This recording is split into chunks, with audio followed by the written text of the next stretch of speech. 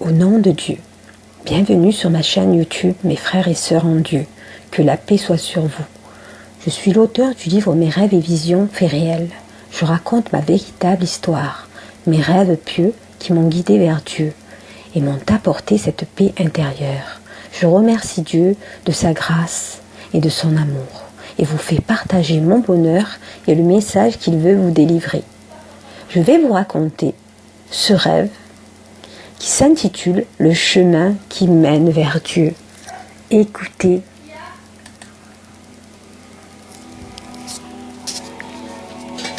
Les pieds dans l'eau, au bord d'une rivière, je ne pense à rien. Rien ne vient troubler ma sérénité et la paix absolue que me procure la vision du paysage alentour. Des champs à perte de vue et cette rivière qui coule à mes pieds et serpente jusqu'à l'horizon lointain. Mon ange, mon guide, mon compagnon de tant d'années est toujours là, à mes côtés, toujours fidèle au poste, pur et translucide. Tout à coup, j'ai envie de me confier à lui, alors que jusque-là, c'est lui qui me parle. Jamais, c'est vrai, je n'ai osé m'adresser à lui directement. Je suis si bien comblée que j'éprouve le besoin de partager. Et je lui dis mon bonheur parfait, mon amour de Dieu. J'ose ajouter, je me sens si proche de Dieu, je voudrais le voir. Est-ce possible ? Oui, me répondit-il. Mon cœur déborde de joie. Je tressaille à l'idée que peut-être, très bientôt, mon Dieu, se pourrait-il que très bientôt je puisse enfin voir sa face, la face de mon Seigneur, moi qui le cherche, qui l'espère depuis si longtemps. Sans plus attendre, je questionne. Comment ? Par où ? Et quel chemin ? Mais tu y es, Badra, tu y es, me répond mon ange, légèrement amusé par ma question qu'il doit trouver naïve. La rivière dans laquelle tu trempes tes pieds, c'est ça le chemin. Tu n'as qu'à suivre le cours de la rivière et tu trouveras Dieu. Aussitôt, je me mets en chemin. Je suis impatiente, pleine d'enthousiasme, à l'idée de marcher à sa rencontre. Je marche et je marche encore. La rivière serpente et monte, traverse des vallées, puis des cols. Je suis toujours son cours. Sans m'écarter d'un pas, au bout d'un long moment, je commence à me fatiguer. Je commence surtout à douter. Ai-je bien pris ce que m'a dit l'ange ? Suis-je bien sur le bon chemin ? Par hasard, n'aurais-je pas dévié à un moment sans m'en rendre compte ? Ce n'est pas possible que ce soit aussi long. À cette pensée, mon ange se manifeste et il me rassure, me confirme que je suis bien sur la bonne route. Regonflé, me voilà reparti. Je continue, je suis toujours ma rivière. Je monte et je descends. Je passe de vallée en vallée. J'ai dû traverser sûrement plusieurs pays. Je n'ai plus de peau sur mes pieds, à force de marcher dans l'eau. Je résiste à la tentation qui me harcèle de stopper là. Je me décide même à tenter une marche sur la terre ferme de peur de perdre mon chemin. Je me donne du courage en me disant que le jeu en vaut bien la chandelle. Il me faut demeurer ferme si je veux rejoindre Dieu. Pendant le chemin, j'occupe mon esprit. Je pense à Dieu, à tout ce qu'il m'a donné de voir et de connaître durant toute ma vie, jusqu'à ce jour. Je le remercie pour tout cela. Je lui rends grâce et je reconnais toute sa gloire. Je me dis qu'au bout du chemin, ce qui m'attend, c'est l'eau vive, cette source intarissable qui étanche éternellement toute soif. Cette pensée me permet de me maintenir mon cap. Mais me voilà que de nouveau, le chemin me semble trop long pour être le bon. Il y a des hauts et des bas, au sens propre comme au sens figuré. De nouveau, le doute m'assaillit. j'ai l'impression que je n'arriverai jamais. Je me suis égarée, ou bien ce chemin n'a pas de fin, et je errerai éternellement jusqu'à la fin des temps. Je me souviens tout à coup de l'air amusé de mon ange, et j'en arrive même à me demander si ce n'est pas un peu moqué de moi, gentiment pour rire. Là encore, le voilà qui se montre à nouveau, calme, patient, et qui me rassure une fois de plus. Je suis sur le bon chemin, il faut persévérer et lui faire confiance. Rassurée, je retrouve espoir et reprends ma marche. Mais c'est long, ça n'en finit pas. Je me mets à prier de toutes mes forces, car je sens que je n'en peux plus. Je commence à avoir carrément marre.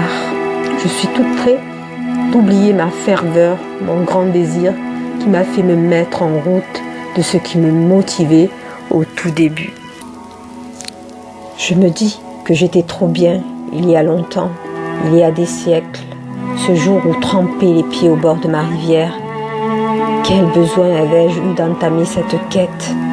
Je crois bien que depuis j'ai fait 3 fois le tour du monde.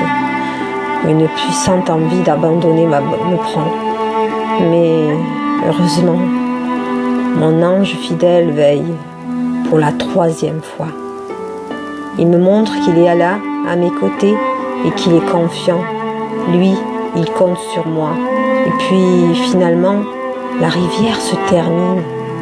Enfin, elle se jette dans un grand lac. Un lac immense, démesuré, plus colossal que tous les océans réunis. Je suis à la source. Je me trouve à la source de toute source, là où naissent toutes les eaux du monde. Le lac est un cercle parfait. Autour de moi d'ailleurs, tout est parfait. C'est l'extase la plus totale et la plus complète. Et là seulement je sais que je suis arrivée. Je peux enfin m'arrêter. Je peux me reposer. Je ressens un infini bonheur d'avoir, grâce à mon ange, vaincu mes peurs, mes tentations et mes doutes, d'être resté ferme sur le chemin de ma foi et d'avoir persévéré dans les épreuves. Je suis satisfaite. Je n'ai plus soif ni faim. Je ne ressens plus aucune fatigue. Je n'ai plus besoin de rien. Je ne désire plus rien. Il ne me manque plus rien. Ce dernier rêve, je l'ai appelé le bouquet final. Déjà parce que c'était le dernier en date. Je n'ai plus fait de rêve depuis.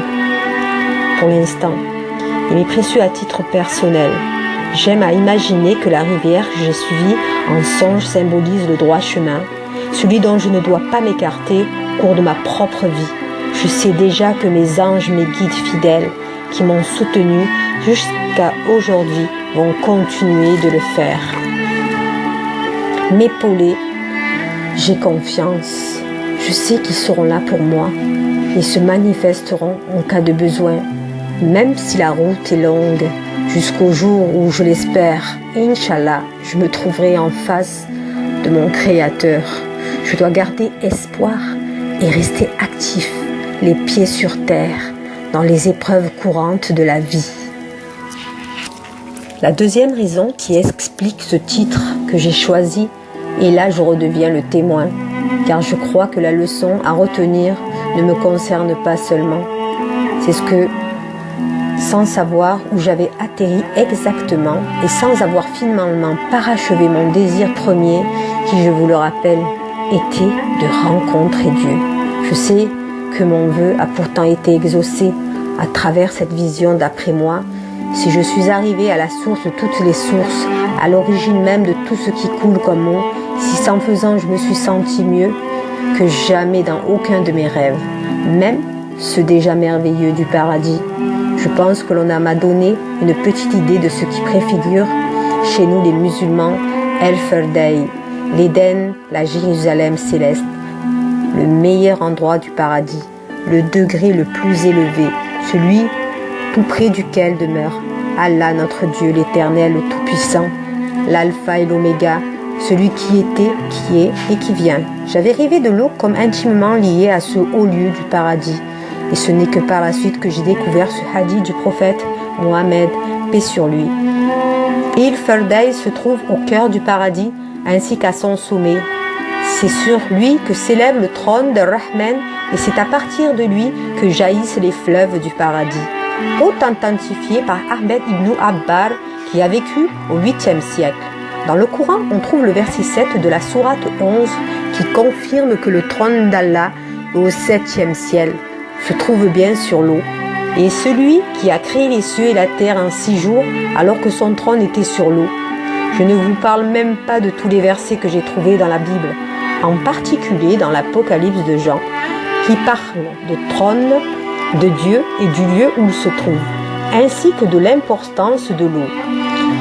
Et il me montra un fleuve d'eau de la vie, limpide comme du cristal, qui sortait du trône de Dieu et de l'agneau. Par extension de ce que le Seigneur fait pour nous, nous récompenser de notre fidélité et ainsi rapporté dans le livre d'Ésaïe, au chapitre 58, verset 11. L'Éternel sera toujours ton guide. Il rassasiera ton âme dans les lieux arides et il redonnera de la vigueur à tes membres. Tu seras comme un jardin arrosé, comme une source dans les flots des fleuves qui ne tarissent pas. Même notion dans l'évangile de Jean. Celui qui croit en moi, des fleuves d'eau vive couleront de son sein, comme dit l'Écriture.